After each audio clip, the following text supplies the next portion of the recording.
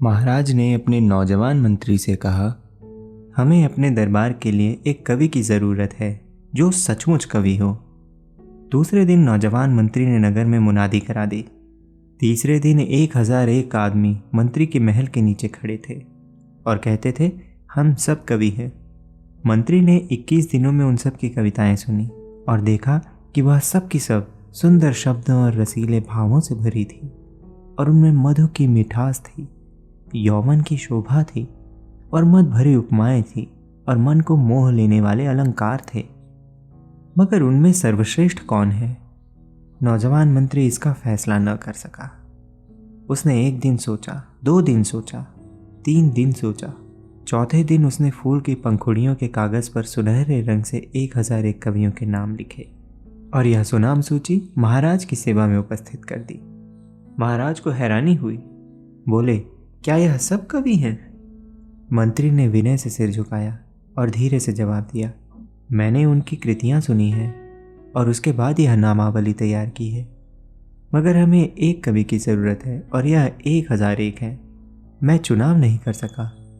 महाराज ने 1 घंटा विचार किया, 2 घंटे विचार किए, 3 घंटे विचार किया और चौथे घंटे आज्ञा दी, इन सब को कैद कर दो, इनसे कोल्हू चलवाओ और हुक्म दे दो कि अब से जो आदमी कविता करेगा उसे हमारे शहर का सबसे बलवान आदमी कोड़े मार मार कर जान से मार डालेगा।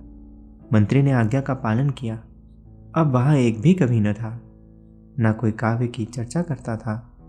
लोग उन अभागों के संकट की कहानियाँ सुनते थे और उनके हाल पर अफसोस करते थे।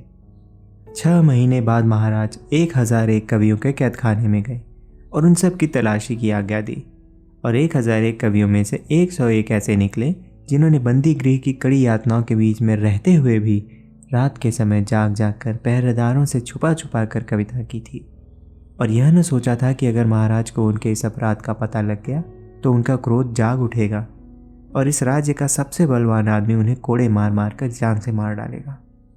महाराज ने अपने मंत्री से कहा, तुमने देखा, यह 900 आदमी कवि न थे, नाम के भूखे थे।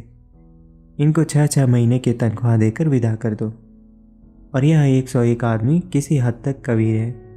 इनको रहने के लिए हमारा मोर महल दे दो और देखो, इन्हें किसी तरह की तकलीफ ना हो।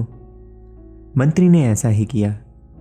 अब यह कवि अच्छे कपड़े पहनते थे, अच्छे भोजन खाते थे और रात दिन रास रंग में लीन रहते थे।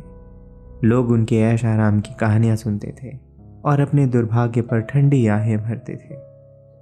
6 महीने बाद महाराज अपने मंत्री को साथ लेकर एक बार फिर 101 कवियों के मोर महल में गए और उन सबको अपने सामने बुलाकर बोले, तुमने बेपरवाही के 6 महीनों में क्या कुछ कहा है, हम सुनना चाहते हैं। 101 आरामदासों में से सिर्फ एक ऐसा था जिसने मोर महल की इंद्र सभाओं में कोई भाग न लिया था और अपने मन के उद्गारों को शब्दों में बांधता रहा था। दूसरे शराब पीते थे और झूमते थे। वह एकांत में बैठकर आप ही कविताएं पढ़ता था, आप ही खुश होता था। जैसे जंगल में मोर आप ही नाचता है, आप ही देखकर खुश होता है। महाराज ने अपने नौजवान मंत्री से कहा, यह 100 आदमी भी कवि न थे, आराम के भूखे थे। जब यह कैद थे, इनकी आंखें अपनी दुर्दशा पर रोती थी और चूंकि उस वक्त इनका जीवन की बहारों से खाली था, इसलिए उन दिनों इन्हें अपना जीवन प्यारा न था। उस समय इन्होंने कविता की और उस समय अपने भाग्य के अंधेरे का रोना रोया। मगर जब वे दिन बीत गए और जब वे काली घड़ियां गुजर गईं, तो इन्हें काव्य और कल्पना की कला भी भूल गई। यह दुख के दिनों के कवि हैं, सुख के समय के कलाकार नहीं। इनको धक्के देकर महल से निकाल दो। इसके बाद महाराज ने साधु स्वभाव बेपरवाह आदमी की तरफ इशारा करके कहा, यह सच्चा कवि है जिसके लिए सुख और दुख दोनों एक बराबर है। यह दुख की रात में भी कविता करता था, यह सुख के प्रभात में भी कविता करता है। यह मौत के काले रास्ते पर भी कविता करता है, यह जीवन की सुंदर घाटियों में भी कविता करता है। यह इसका स्वभाव है, यह इसका जीवन है, यह इसके बिना नहीं रह सकता। यह सच्चा कवि है, यह 1001 कंकरों में हीरा है। हमने इसे आज से अपना दरबारी कवि नियत किया।